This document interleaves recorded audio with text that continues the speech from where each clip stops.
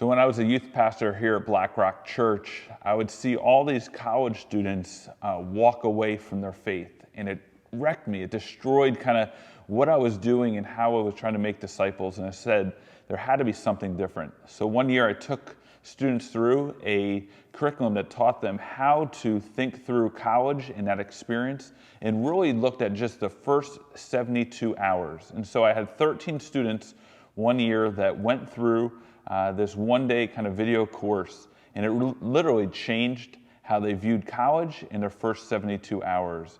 And for them, they were intentional about their decisions, about picking the right roommate, and about just making the right friends.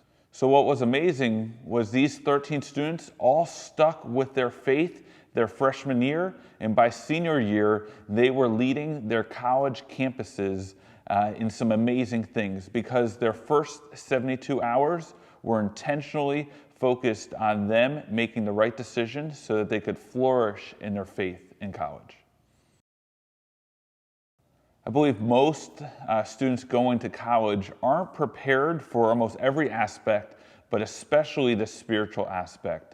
They're going in thinking that college is going to be a great time, a lot of fun, and away from their parents, and they're not seeing that their faith and who they are and their identity is going to be attacked within the first 72 hours. And that's why it's so important for us to prepare our students for those first 72 hours, making the right decisions and knowing that this time is critical for the rest of their 4 years. One idea that really impacted me early on in youth ministry was this idea that if a student shared his faith in high school, when they went to college, their faith would stick with them throughout the entire time. I saw that. And so one of the things that I really tried to train my high school students to do was to share their faith with their friends in high school, because that, for me, was a determining factor whether they were going to live later on for Christ or not, because they owned it. They said, this is really true in my life, and I want to be bold enough to share that with my friends. And so when they did that, when they went to college, they stuck with their faith.